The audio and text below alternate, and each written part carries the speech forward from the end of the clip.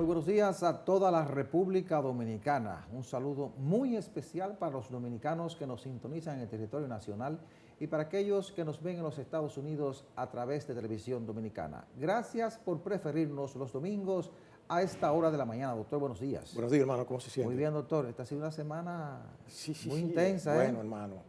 Y de muchas cosas. Hay trabajo en los tribunales. Y de muchas revelaciones también. Operación Medusa. Exacto. Ese caso es una cosa increíble. Así es. Increíble. Y entonces la ley de extinción de dominio que los políticos la caen como una bola de fuego en las manos. Nadie la quiere en un momento. Una brasa de carbón Guayacán. Oiga usted. Bueno, esto pinta interesante. Nos vamos de inmediato a la semana 360. Regresamos en unos segundos. ¿Qué tal, amigos? Bienvenidos a este resumen informativo Semana 360. A partir de la próxima semana, la población podría estar recibiendo la libra de pollo cerca de los 70 pesos, de acuerdo al director ejecutivo del Instituto Nacional de Protección de los Derechos del Consumidor Proconsumidor, Eddie Alcántara. Agregó que en estos momentos que las importaciones aún no están en el mercado, la libra de carne de pollo está estabilizada y en algunos casos ha disminuido.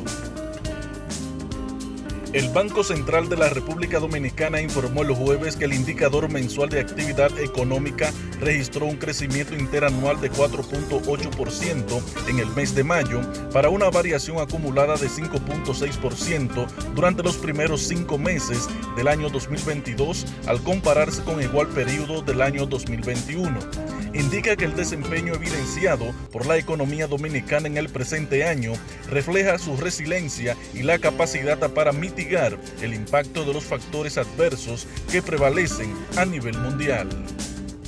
El gobierno dominicano compró con fondos del Ministerio Administrativo de la Presidencia 30 ambulancias equipadas para interconectar hospitales en igual cantidad de provincias. Estos vehículos vienen a llenar el cometido de los traslados hospitalarios y a resolver la carencia que sufren las provincias del país que no podían manejar las emergencias interhospitalarias, explicó el general retirado Juan Manuel Méndez, director de emergencias médicas del Servicio Nacional de Salud.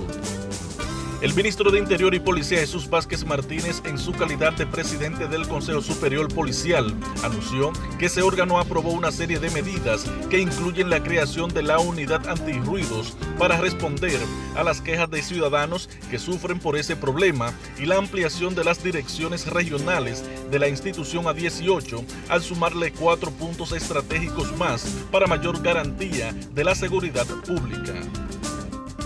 El presidente de la República, Luis Abinader, designó la noche del jueves a Miguel Seara Hatton como el nuevo ministro de Medio Ambiente y Recursos Naturales. El primer mandatario tomó la decisión luego de que hace un mes el ministro Orlando Jorge Mera fue asesinado en su despacho. Además, Abinader designó al economista Pavel Isa Contreras como el nuevo ministro de Economía, Planificación y Desarrollo a través del decreto 361-22. El jefe de Estado comunicó la decisión a través de su cuenta de Twitter. Y en el ámbito internacional, América Latina reforzará su cooperación para la implementación de un proyecto regional que le permita responder a la creciente variabilidad del clima y su impacto en la agricultura, uno de los sectores más afectados por el cambio climático, informó la Organización de las Naciones Unidas para la Alimentación y la Agricultura, FAO. Las fuerzas rusas han ocupado alrededor del 22% de las tierras agrícolas de Ucrania desde la invasión del 24 de febrero, afectando a uno de los principales proveedores de los mercados mundiales de granos y aceites comestibles, informó la NASA. Datos satelitales analizados por científicos de la Agencia Espacial de Estados Unidos muestran que la ocupación del este y el sur de Ucrania otorga a Rusia el control de las tierras que producen el 28% de los cultivos de invierno del país, principalmente trigo, canola, cebada y centeno, y el 18% de los cultivos de verano, sobre todo maíz y girasol. Los casos de viruela símica confirmados por laboratorios registraron un aumento semanal de 77% a más de 6.000 en todo el mundo y 2 muertes más en partes de África, donde el virus ha circulado durante años, informó la Organización Mundial de la Salud. Hasta aquí el resumen informativo Semana 360. Informó Joaquín Caraballo.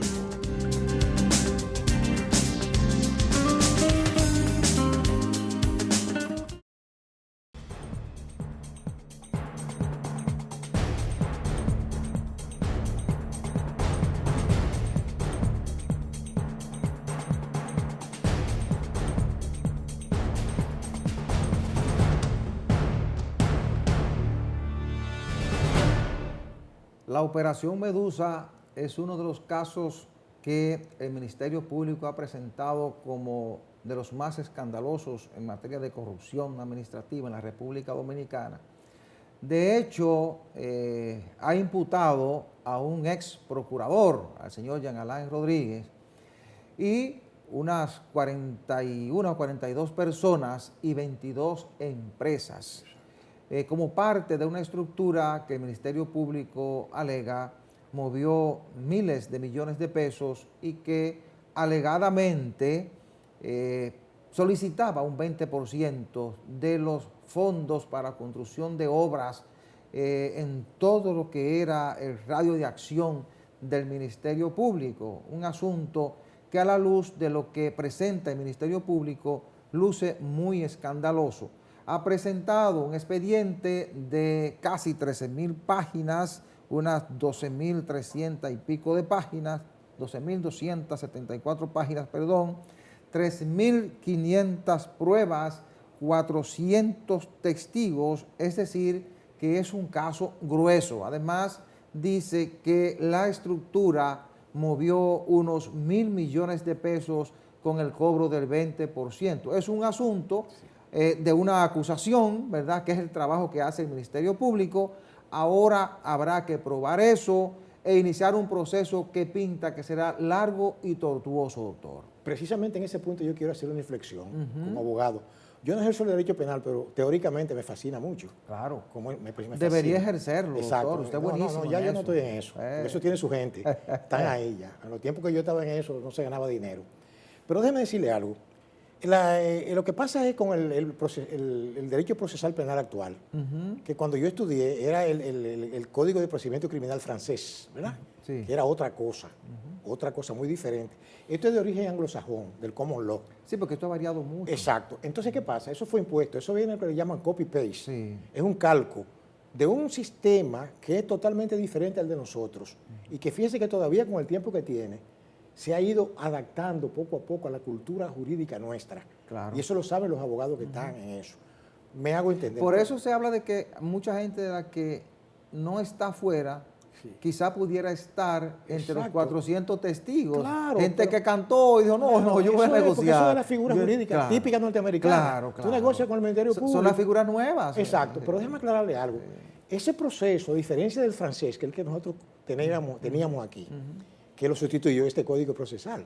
Total, el código penal todavía sigue siendo el de origen francés nuestro. Sí. Oiga usted, que es lo que todavía está estancado. Tiene 3 etapas fundamentales que no eran así antes, que son, después que se comete el ilícito, y le voy a hacer una inflexión breve, pero contundente para que se entienda y poner en contexto al que no es abogado, que no estaba en eso. Son 3 etapas. Después de la comisión del ilícito, entonces cuando se ubica el posible autor, ¿verdad?, se apresa con una orden de un juez. Antes no era así, antes el fiscal era el que podía, una orden de conducencia, ya eso no se puede, es una garantía. Entonces, cuando esa persona es apresada, o las personas, se recaban algunas pruebas que sean circunstanciales, eso que le llaman indicios, que era lo que hacía el juez de instrucción en el sistema anterior. Que ahora lo hace el fiscal. No, tampoco. El juez de instrucción tiene otras funciones ahora, que se llama juez de la instrucción. El fiscal siempre ha investigado, pero el juez de la instrucción lo que hace es otra cosa. Por ejemplo, en este caso, la primera medida, el primer juicio que se conocía es de coerción, pero eso no es una medida de fondo. Lo que pasa es que los abogados le han dado el carácter de un juicio de fondo. Ahí se discuten cosas de fondo que no es necesario. Que eso debería pasar rápido. Ahí debería la misma Suprema intervenir en eso, para que ese juicio sea corto, porque ahí no hay que estar discutiendo que con testigo de descargo, no hay nada de eso. Sencillamente es los elementos más o menos, diríamos, indiciarios, que digan que hay la posibilidad de que esa persona esté involucrada en eso, ¿verdad? Y que haya sido el comitente. 1. Entonces también está el asunto de que los que podrían ser imputados, ¿verdad? O se le ya en este caso si está imputado y cómo se le somete, pero mientras tanto no están sometidos todavía, están captados. Sí, en este mismo caso Exacto. hay varios imputados Eso le iba a que decir. están sometidos. Pero ¿qué pasa? Que entonces lo que hace es que el juez de la coerción, ¿verdad? Lo que examina es la posibilidad de que haya, ¿verdad?, esos indicios y da la medida de coerción. Ahora, las medidas están contempladas en el código, desde la más simple hasta la más grave. Y la más grave es la prisión. Sí.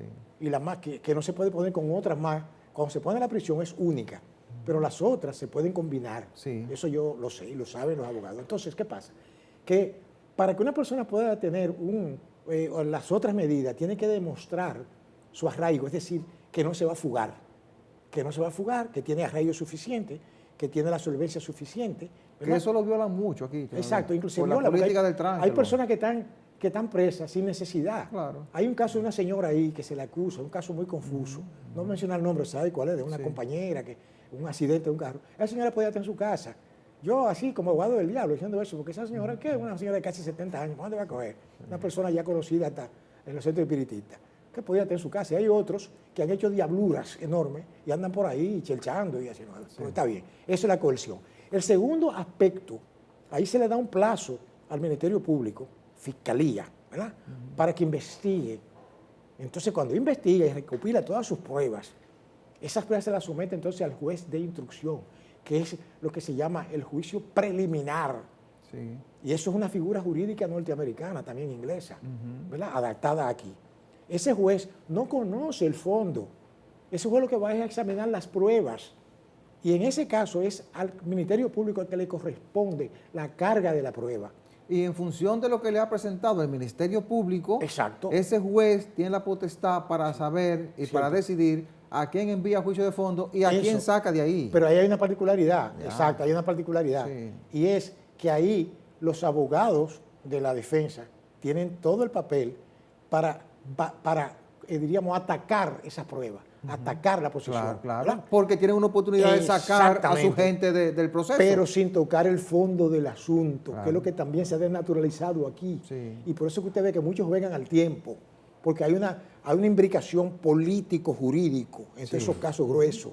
Y el último, ya para concluir los tres aspectos, es el juicio de fondo.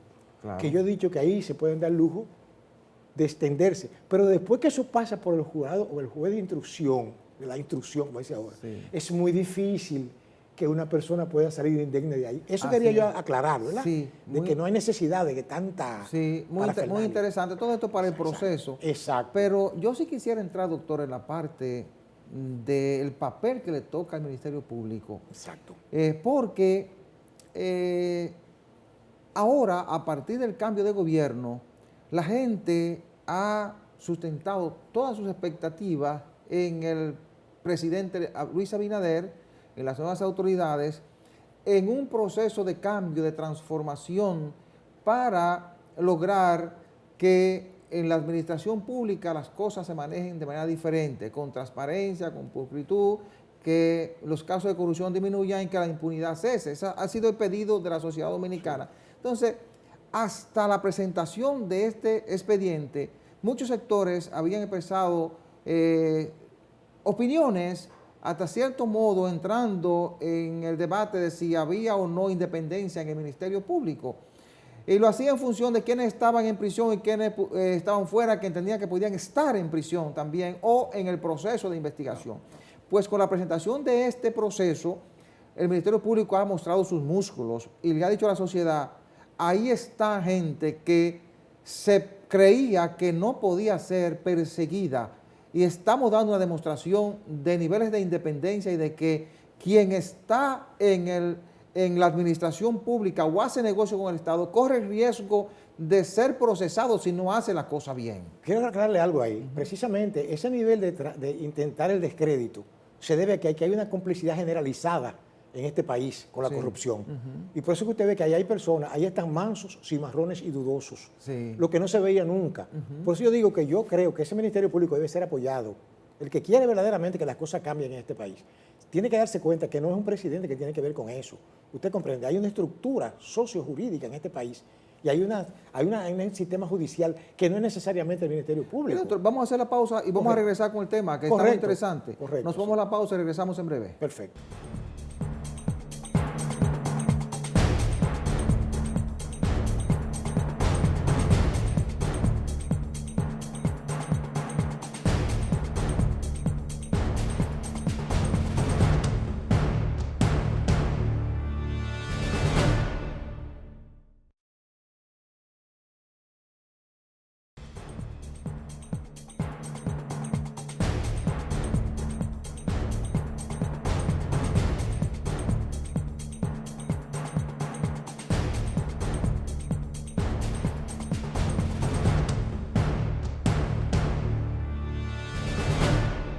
Gracias por continuar con nosotros. Permítanme recordarles que Farmacia Patrizo es la principal red de farmacias en Santo Domingo Este. Tiene su sede principal en la avenida Venezuela número 75 y sucursales en la avenida España próximo a las Américas, en la autopista de San Isidro frente al periódico Diario Libre, en la avenida Ecológica y ahora en Ciudad Juan Bosch. Farmacia Patrizo, calidad y buenos precios. 809-592-1100. Bueno, continuando con este tema, que para mí es la información de la semana, es la acusación de la operación Medusa, que involucra a un ex procurador y ahora a unas 41 personas. Bueno, yo creo, doctor, que con esto se ha mandado una señal de que realmente se está dejando que el Ministerio Público trabaje con independencia. Exacto. Y yo había dicho hace un tiempo que había que dejar que el Ministerio Público avanzara a través del tiempo para que demostrara o no sus niveles de independencia. Exacto. Porque hemos visto tantas cosas en este país que uno tiene que esperar que los procesos avancen, porque en otros gobiernos se ha dicho muchas cosas al principio de los procesos y al final todo termina en lo mismo. Entonces, ahora se ha tocado a sectores que uno pudiera pensar que pudieran haber sido defendidos desde el poder por la cercanía con el entorno gubernamental. Sin embargo, gente que hizo negocio con el Estado a través del Ministerio Público están ahí. Empresas, no estamos diciendo que sean culpables, estamos partiendo de la acusación que ha hecho el Ministerio Público, pero que están ahí y que otros decían que, bueno, solamente se está persiguiendo a los que contrataron, no se están persiguiendo a los que recibieron los beneficios de haber contratado con el Estado. Entonces, ahí están en función de una investigación que ha hecho el Ministerio Público y que uno supone que tiene sustento como para haber sido sometidos a un tribunal para su proceso. Mire, yo me siento moralmente autorizado, perdone la personalización de lo que voy a decirle, por el tiempo que tengo ligado a esta profesión. Yo tengo más de 42 años graduado de la Escuela de Derecho de la Universidad Autónoma y me pasé cerca de 8 años en la facultad, no por bruto, sino porque la UAS no era fácil. Pero su autoridad no está entredicho. Exacto. No digo esto porque lo que voy a decir es lo siguiente, por lo que voy a decir. Yo nunca había visto, en el cerca de medio siglo que tengo ligado a esta profesión, nunca había visto una situación como la que estoy viendo ahora, actual. El Ministerio Público siempre fue un títere. Estaba compuesto por gente que lo que andaba buscando un empleo circunstancial, ¿verdad? Y era recomendado por fulano, sutano, mengano, y tenía compromisos politiqueros, partidarios. Por eso a mí nunca me interesó formar parte ni del sistema judicial, ni del sistema jurídico, diríamos, del Ministerio Público. No me interesó. Me quedé como abogado puro y simple, por poder hablar. Ahora bien, yo me siento satisfecho de lo que está haciendo este Ministerio Público como ciudadano y como abogado. Porque mire, lo que tienen que sortear tantos poderes fácticos alrededor de esto, tan peligrosos. ¿Usted entiende? Que no es un trabajo fácil. Le estoy diciendo, aquí hay que ponerse en la ropa de esos muchachos, que tantas críticas a veces reciben, pero que no hagan caso a nada de eso. Porque el pueblo llano, el pueblo sabio, la gente que trabaja, que doble el lomo, sabe, se siente representada ahí. Porque es un crimen, yo diría que de lesa humanidad. Tantos miles y miles de millones de pesos de los pobres. Usted dirá, bueno, pero no han probado. Mire, yo le voy a decir una cosa. Eso ya está más que probado. Lo que falta nada más es el mecanismo legal de que eso un juez diga, sí, esa prueba es correcta y abúlido. Pero quiero decirle es que el Ministerio Público ha hecho su trabajo. Entonces, háblame de independencia. ¿Cuál independencia? ¿Qué más independencia que esa? Si en los hechos se está demostrando eso, ¿verdad? O sea, otra cosa es que hay una formalidad, que un texto diga, bueno, ¿quién lo va a nombrar? Porque aquí por lo menos lo que tenemos es eso. Claro. Además, claro. al Ministerio Público tú no lo puedes dirigir, nadie lo puede dirigir. Lo que sí está claro es que en todo proceso hay que darle beneficio a la duda a la persona acusada. No, eso no está en discusión. Sí, Eso no está en entonces discusión. aquí ya el Ministerio Público ha hecho su trabajo. Exacto, Ahora le corresponde a otra instancia. claro. Le corresponde ahora al juez de instrucción que ha sido apoderado Exacto. del caso, Exacto. analizar todas esas pruebas, Claro. analizar todos esos soportes de la acusación Sí. para ver los méritos que tiene cada quien Pero para sí. ser procesado. Pero muy breve le diré esto, pero el Ministerio Público no significa que es perfecto. No, Todavía no, tiene que claro. depurar, ahí hay muchas cosas que suceden. Claro. ¿Verdad? Inclusive cosas arrastradas, Por eso, atávicas. por eso yo decía, Sí. por eso yo decía que ahora está la responsabilidad del juez Exacto. para ver qué hay detrás de esa acusación, Claro. cuáles son los elementos de sustentación, Ahí está. porque ahí puede haber mucha gente que mañana lo pueden mandar a su casa. Eso lo decide el juez de instrucción. Claro, eso, Claro. Eso va a decidir el juez. Exacto, Lo exacto. hemos visto, Claro. ¿verdad? Lo hemos visto. Aquí está la responsabilidad del juez y además, la responsabilidad del Ministerio Público para sustentar cada causa. Claro que sí. Por eso es que estos procesos no se pueden ni se deben festinar. No. Porque ahora el juez decide en función de lo que le lleva al Ministerio Público. Claro. Entonces, en función de eso que le ha presentado el Ministerio Público, es que el juez va a fallar y va a decir, hay méritos para que usted vaya a un juicio de fondo. Exacto. Y hay méritos, Ya, y no hay eso- méritos suficientes para que eso es usted así. esté en este Es proceso. una garantía también ¿Verdad? para la gente. Entonces, yo digo que este es un caso que va a poner a prueba la justicia dominicana Bueno. en función de todo lo que se le ha entregado Claro. y en función de lo que pueda analizar y encontrar el juez ahí. Esa es una. Porque es un caso que se ha Una verdad. presentado como el gran caso de corrupción Yo creo que del el más- país. el más importante de El la gran historia. caso de corrupción, así se ha presentado. Claro. En función de eso, uno aspira a que lo que se haya sometido ahí tenga el sustento suficiente como para demostrar que realmente las cosas son como se nos han vendido, para que el juez pueda fallar en función de las pruebas, porque ese es el mandato que hay en nuestro ordenamiento jurídico. Claro. Sin prueba, el juez no puede fallar Claro. para condenar a nadie. Claro. Entonces, uno aspira a que se haya hecho un trabajo serio, un trabajo que sustente todo el proceso para que mañana, digamos, las cosas realmente han sido y son diferentes, Sí, sí, ¿verdad? sí, sí, Y es que así. podamos decirlo en función de lo que vaya a encontrar ese juez Claro. en esas 12.274 páginas que ha sometido como expediente el Ministerio Público, Claro. y que pueda ser corroborada por 400 testigos que se han presentado contra 41 personas y 22 empresas. Va a ser un juicio maratónico, va a ser un juicio largo. Habrá que buscar dónde hacer este proceso porque son mucha gente y son muchas empresas. Sí, ¿Eh? siempre. ¿Dónde cree usted, doctor, que se pudiera hacer eso? Bueno, ¿Eh? aquí hay mucho. Aquí Porque cada acusado Sí, tiene sus abogados. Cierto. El Ministerio Público tiene sus testigos, Pero, tiene sus representantes, déjame cada aclarar, empresa tiene que sí. llevar sus abogados y sus Pero déjame aclarar, defensores. el código contiene también disposiciones que impiden que se haga la masificación de esos juicios. Por Ya. ejemplo, puede limitarse. Hay muchas cosas ahí que el código dice que no se usan. Ya. El juez puede limitar la cantidad, ¿verdad?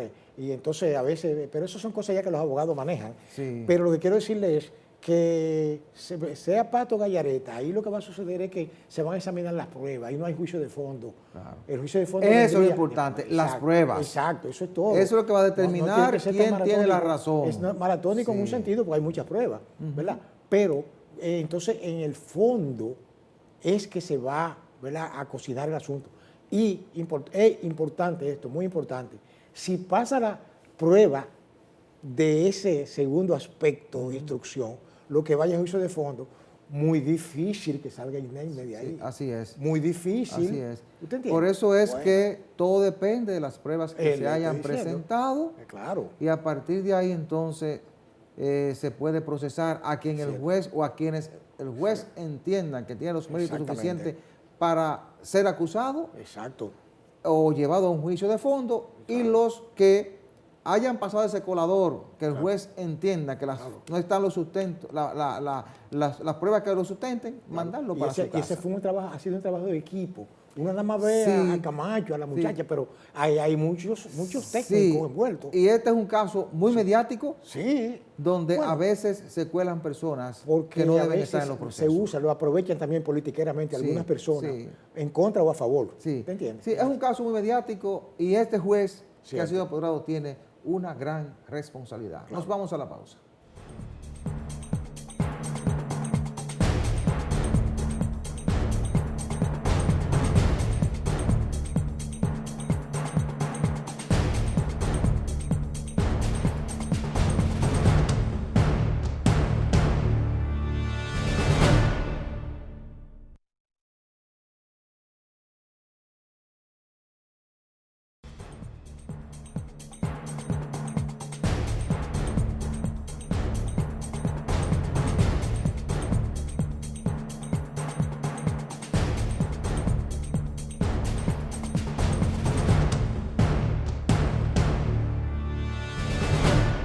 Gracias por continuar con nosotros. Bien, la farmacia Patrizo es la principal red de farmacias en Santo Domingo Este. Tiene su sede principal en la Avenida Venezuela, número 75, próximo al Parque Juan Pablo II. Sucursales en la Avenida España, próximo a las Américas, en la autopista de San Isidro, frente al periódico Diario Libre, en la Avenida Ecológica y ahora en Ciudad Juan Bosch. Farmacia Patrizo, calidad y buenos precios. 809-592-1100. Otro de los temas que ha centrado la atención de la sociedad dominicana esta semana ha sido la ley de extinción de dominio, que se le ha ido dando mucha vuelta. Es una ley que la sometió en el pasado Congreso del Partido de la Liberación Dominicana y la permió esa ley y se reintrodujo ahora. Reintrodujo un senador del partido oficialista, el Partido Revolucionario Moderno. Pero parece ser que se le han agregado nuevos ingredientes y eso ha creado confrontación en la clase política y ha generado preocupación en sectores como la Asociación de Bancos, que ha dicho que hay que analizar bien la ley porque se puede afectar derechos de terceras personas de buena fe y que se puede afectar la seguridad jurídica. Incluso se ha hablado de que con otros términos se ha incluido la retroactividad de la ley, es decir, que se está violando la irretroactividad. Se ha recurrido al término de retrospectividad, ¿verdad? Sí. Que es un término nuevo, parece, en este tipo de legislaciones, que se le está dando una explicación de que no es algo que choque con la irretroactividad de la ley. Y algunos juristas dicen que esto es un aspecto que sí, que choca y que la ley va a terminar, si se aprueba, va a terminar en el Tribunal Constitucional. Bueno, el PLD, en la comisión que estudió la ley, introdujo la elusión, el término elusión, para perseguir casos de elusión cuando se sacan recursos hacia paraísos fiscales. Y esto, lógicamente, provocó una confrontación entre el Partido de la Liberación Dominicana y el Partido Revolucionario Moderno. Y a principios de semana, pues, la comisión aprobó, rindió el informe y parece ser que el PLD va a aprobar el proyecto, porque los PLDistas dijeron que ellos en el escenario de debate, que es el Senado y la Cámara de Diputados, si lo presentan sin la elusión, que es un asunto que se había aprobado en principio en comisión, según sus alegatos, ellos iban a tratar de que se incluyera y que iban a hacer los alegatos que han hecho en comisión, de manera tal que de ahí salga una ley que persiga el objetivo fundamental, que es los bienes ilícitos producto del narcotráfico y otras acciones ilícitas.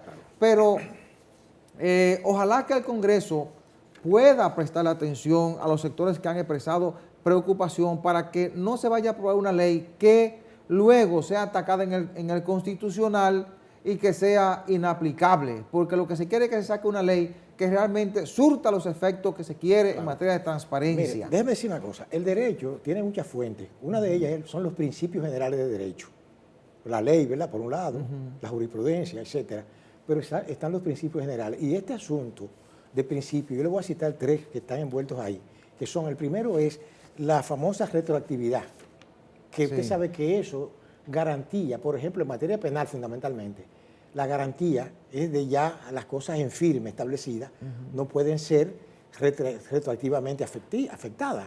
Entonces, excepto cuando el que está sub judice o cumpliendo condena, ¿verdad? Ya ese texto que sirvió para condenarle ya no es punible. Entonces ya esa persona que está condenada hay que ponerle libertad, porque ya desapareció. Esa es la única vez que en materia penal tiene efecto retroactivo a la ley. Sí. Favorece al reo o al subjúdice. El subjúdice que está siendo juzgado o ya el condenado es el reo. Eso ya lo sabemos. La Constitución incluso garantiza, ¿verdad?, esa actividad. Entonces hay otro principio que no se ha mencionado aquí que se llama ultraactividad, que mucha gente lo va a oír por primera vez, pero muchos abogados, los abogados saben qué término me estoy refiriendo. La ultraactividad es una aplicación de una norma. Yo voy a leer rápidamente dos líneas. Sí. Dice que es la aplicación de una norma que ha sido expresa o tácitamente derogada a hechos que tuvieron lugar durante su término de vigor, pero que actualmente se encuentran regidos por una nueva disposición jurídica con el fin de proteger el derecho adquirido y legítima expectativa. Eso se aplica fundamentalmente en materia laboral, cosas así, ¿verdad?, sociales, derechos adquiridos en otra época, se refiere a eso. Pero está entonces el otro aspecto, el tercero, que es la respectividad. Entonces permítame leerle esta línea también, que dice así, implica la respectividad. Retrospectividad. Respectividad. Ok. Le hablé de retroactividad, Ok. ya hablamos claro. Ajá. La ultraactividad, que ya le hablamos. Y lo otro es que el que está ahora en el tapete. La respectividad. Ese principio implica utilizar una determinada norma, aplicar una determinada norma a sucesos anteriores a su entrada en vigencia, pero, escuche bien, escuché bien, como dice la frase, dice, pero que nunca vieron definitivamente consolidada la situación jurídica que de ellos se deriva, pues sus efectos siguieron vigentes o no encontraron mecanismo que permitiera su resolución de forma definitiva. Por eso es que yo he planteado siempre que, por ejemplo, las cosas adquiridas de manera ilícita, el robo, ciertos crímenes, usted me entiende, ahora en materia penal está bien, lo podemos dejar afuera, porque aquí hay una prescripción logis tempori, pero en el plano, por ejemplo, de la retrospectividad, y déjeme aclararle que otras legislaciones sobre, diríamos, extinción de dominio, si usted se lee la ley colombiana, por ejemplo, que ha sido muy problemático, llegar a un acuerdo, y se lee otra, se va a encontrar que ese principio está ahí, porque ese principio toca aspectos patrimoniales. Sí, No es que va a perseguir penalmente a esas personas, sino que eso es lo que yo entiendo. En Colombia lo utilizaron mucho para ir cercando a los Lo que le estoy narcotraficantes diciendo. por los bienes Entonces, que manejaban. si no se hace así, sería entonces crear una nueva clase aquí de una serie de gente, y en lo que eso se aprueba y se discute, hay gente que entonces lava, es una especie como de lavado, ¿verdad? ¿Usted me está entendiendo? O sea, yo creo que eso, lo que pasa es que es muy difícil cuando usted va a aprobar una cosa que se la van a aplicar a usted también. Y ahí hay mucha gente que está en el temor de que, porque saben muy bien que eso puede revertirse en su contra. Pero uno no puede pensar en función del presente. Quizá todo lo que estemos hoy vivos aquí, en 50, 60 años, no estaremos aquí. Yo dije quizá, pero eso es lo más seguro, ¿verdad? Sí. Entonces, ¿qué le vamos a dejar a la sociedad que viene, a nuestros nietos, a nuestros bisnietos? ¿Qué le vamos a dejar? Yo siempre he ¿Te dicho comprende? que estoy de acuerdo con cualquier ley que pueda Claro. cercar y que pueda acorralar Exacto. lo ilícito. Exactamente. Porque, mire, doctor, cuando en una sociedad un individuo puede venderle una tonelada de cocaína y estrujarle en la cara los bienes que posee y hacer lo que le dé su voluntad, crimen. la sociedad se va deteriorando Cierto. y al poco tiempo se torna inmanejable. Se colocan por encima de la ley y el orden. Y entonces, nosotros tenemos que acorralar ese tipo de acciones de dinero ilícito que marque la pauta en una sociedad como esta. Por eso es que yo apoyo, siempre he apoyado la posición de los países de Oriente. Sí. En China, por ejemplo, eso es un tema que es fusilado. Todo el que encuentran, aunque sea con un gramo de hachís, es el paredón. Sí. Y los chinos le cobran la bala y lo fusilan. Aún así, doctor, Exacto. aún así, este tipo de leyes no se deben festinar. Claro que Por no. ejemplo, si a usted le advierten, como ha hecho la Asociación de Bancos, mire, se puede afectar a terceros de buena fe, hay que buscar alguna vía que evite que la ley genere un problema de seguridad jurídica. Pero espérese, pero hay una cosa que le quiero aclarar, porque que yo como abogado tengo que en mi mente Ajá, así viendo en ajá, esto. sí. Es que, por ejemplo, fíjese lo que dice la descripción, de que no hubo forma de establecer jurídicamente la seguridad de eso. Entonces, Ya. si usted, es por decir, ejemplo, si yo voy con mi, usted lo que me está diciendo es que si yo voy con mi título, se puede establecer la seguridad de ese bien. no, es otra cosa, es otra cosa. Porque si yo voy con mi título y esa casa fue comprada con dinero del narcotráfico, que es un ilícito, y logré burlar todo y sacarle un título a una casa. Está bien, pero inclusive hay títulos que han sido anulados.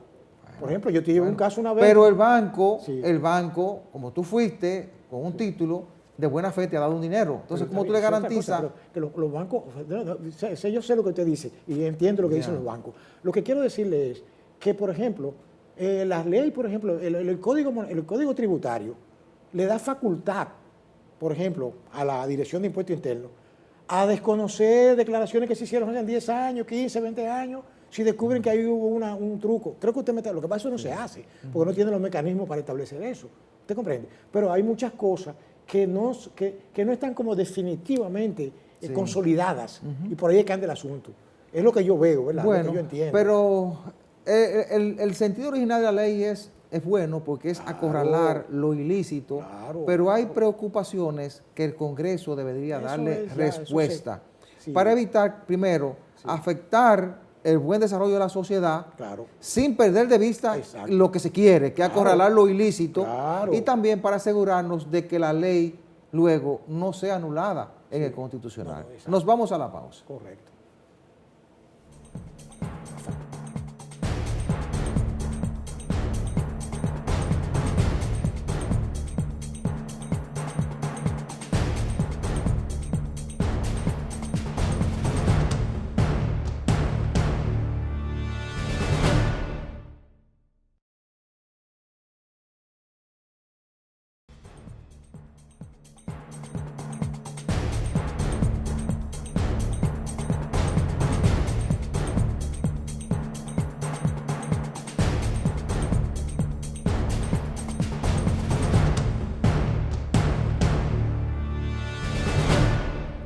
Una de las noticias de impacto también en la semana, pero en el plano económico, ha sido el anuncio del muy presidente. positiva. Claro, el anuncio del presidente diríamos, declarar de utilidad pública los terrenos. Hispaniola. Que yo no entiendo mucho de eso de utilidad pública, porque la Hispaniola se supone que era una propiedad del Estado. No sé cómo. No, privada. Eso cayó en manos privadas. Quedó en manos privadas, pero habría que, bueno, está bien, pero hay muchas cosas que salió del patrimonio público y no se sabe cómo fue que se hizo, pero está bien, pero perfecto, ese es el correcto procedimiento. Sí. Eso me trae a mi memoria cuando yo fui por primera vez a Panamá en el 82, que yo vi un famoso centro de convenciones, una cosa increíblemente gigantesca. Panamá tiene varios centros de convenciones. Sí, pero ese que yo vi de esa época, una cosa increíble. Entonces yo decía, caray, ¿cuándo habrá en mi país, verdad? Que todavía en esa época el turismo aquí no tenía esa incidencia tan grande como la tiene hoy.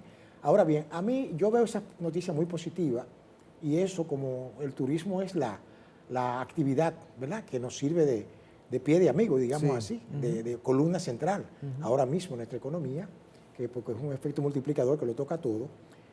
A mí nada más me preocupa algo, y es que el Estado sea el único inversor que meta dinero, para hablar en términos populares, en ese proceso. Me hago entender. Pero habría que ver cómo se va a hacer. Se lo digo, que eso debe estar claro. Habría que ver cómo se va a hacer. Ser claro. Porque hasta ahora lo que se conoce es la declaración de utilidad pública y la intención de que se compren esos terrenos. Sí, pero que yo lo que quisiera es que el Estado utilice eso para, después que haga toda la inversión y todo, entonces se lo entregue al sector privado, así por así.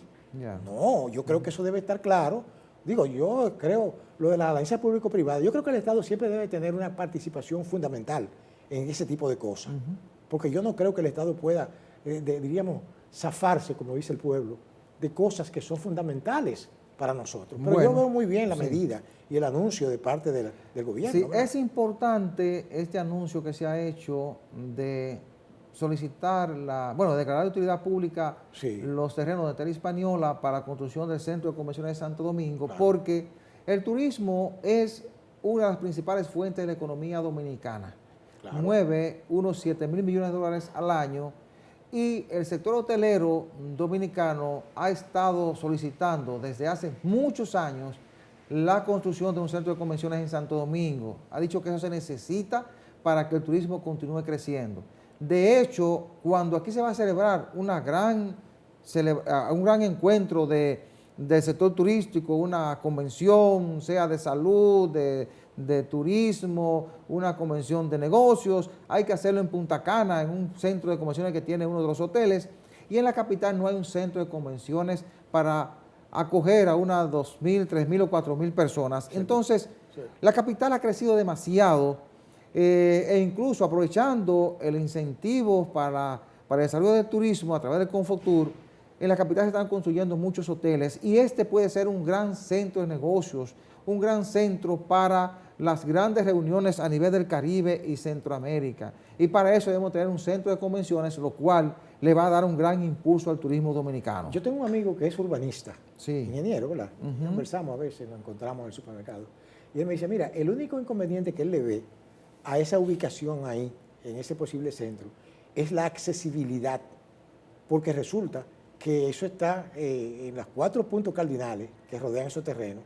Eso es neurálgico, es decir, la Independencia, ¿verdad?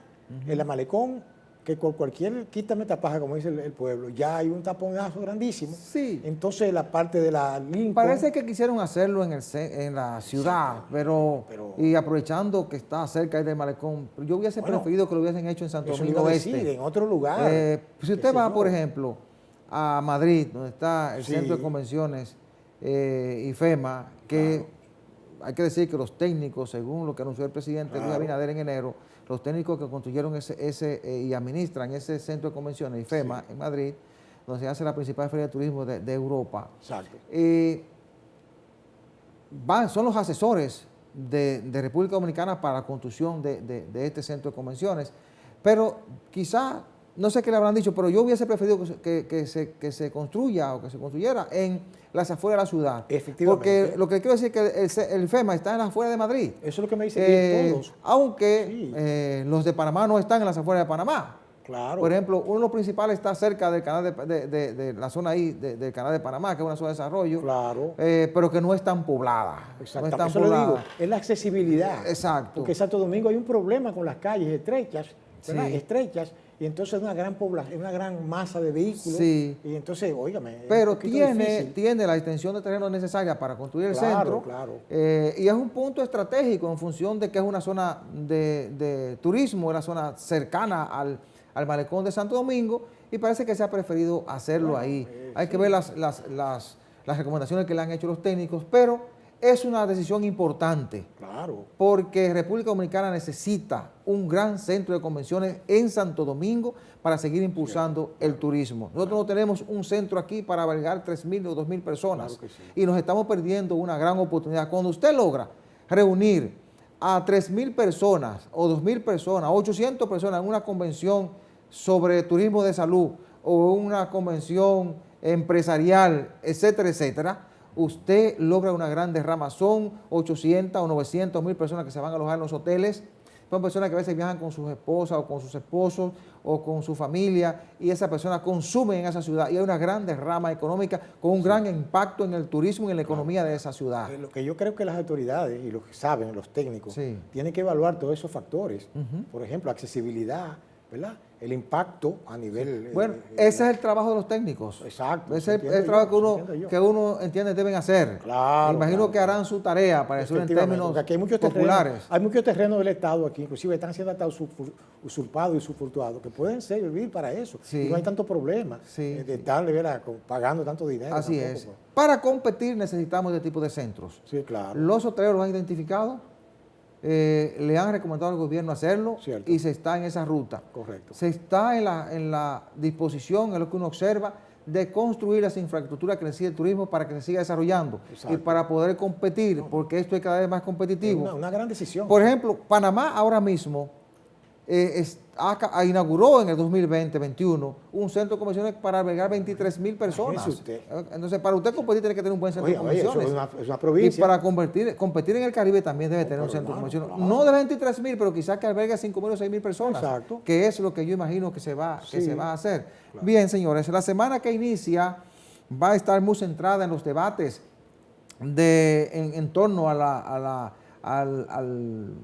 expediente de la Operación Medusa y la cantidad de personas que ahora deberán ser llamadas para el proceso de instrucción de este expediente, y también los debates en torno a la ley de extinción de dominios, que fueron los dos temas que dominaron la atención en la República Dominicana en la semana que concluye y seguirán gravitando esta semana. También otros temas a los que habrá que prestar atención y que van a seguir generando debate es el tema del COVID-19, que la positividad está en 21%, que es una positividad muy elevada. Se están reportando alrededor de 1,000 casos. Y bueno, la observación que se está haciendo de un caso sospechoso de la viruela del mono. Son temas que van a dominar la agenda de la semana que inicia. Señores, hemos llegado al final del programa. Muchísimas gracias por la atención prestada. La cordial invitación para el próximo domingo a la misma hora y por este canal. Buena suerte, buenos días.